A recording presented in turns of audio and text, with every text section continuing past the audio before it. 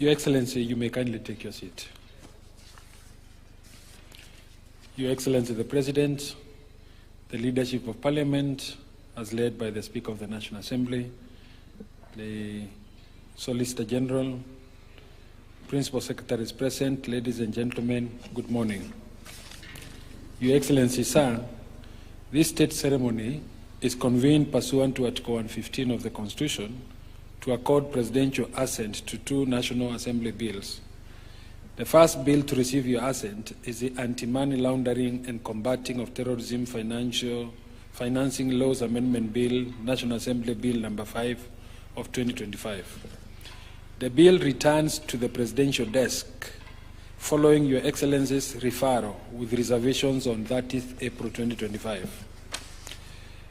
In response, the National Assembly reconsidered and passed the bill on Tuesday, 3rd June 2025, incorporating amendments that fully addressed Your Excellency's reservations on the earlier proposed governance structure of the Financial Reporting Center.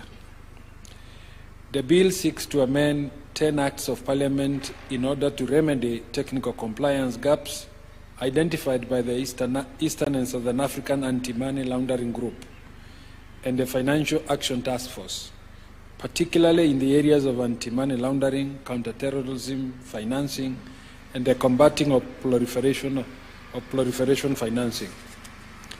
Your Excellency, the enactment of this bill marks a decisive strive in fortifying our national financial architecture against illicit financial flows. It closes long-standing loopholes that have facilitated illicit financial flows through property dealings and the misuse of shell companies. The legal reforms embedded in the bill reaffirm Kenya's standing as a leader in financial integrity, while significantly enhancing the country's reputation and credibility within the global regulatory ecosystem. Your Excellency, the second bill to receive your assent today is the Insurance Professionals Bill, National Assembly Bill number 13 of 2024. The principal objective of this bill is to establish a comprehensive legal framework for the regulation and professionalization of the insurance sector, with the aim of elevating service standards, strengthening accountability, and addressing professional misconduct. The bill ushers in a new era in the regulation of insurance practice through the creation of a structured registration regime from the bottom up. The mandate of the proposed registration committee includes processing applications, issuing practicing certificates, monitoring compliance with standards, and recommending disciplinary inquiries where necessary. Further, the bill additionally establishes the Insurance Institute of Kenya as the apex professional body for the industry, tasked with regulating ethical conduct and upholding the quality of service offered by insurance professionals. Your Excellency, with both houses of Parliament having dutifully discharged their legislative mandate, it is now your prerogative as head of state and government to graciously exercise the powers conferred upon you under Article 115 of the Constitution and assent to these two bills. With your kind permission, sir, may I now invite the Clerk of the National Assembly to present the volume copies of the bills for your consideration and assent.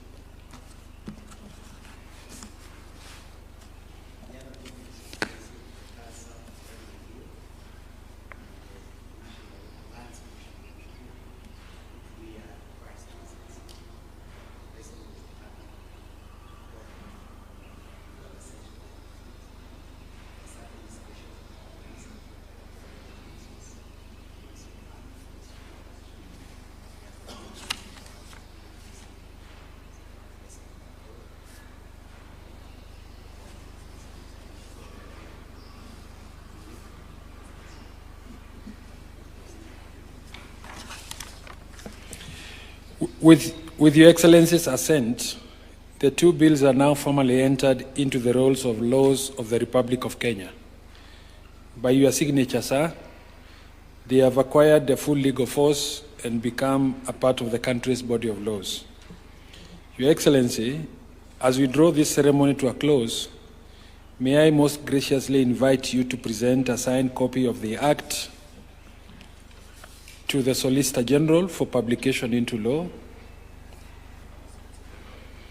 and to the Principal Secretary, Parliamentary Affairs, to pass it on to the National Treasury for implementation.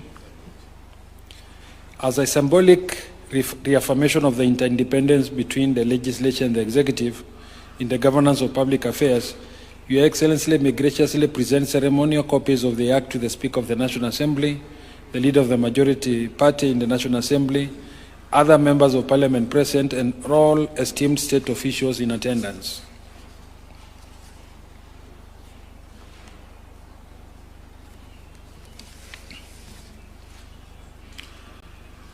In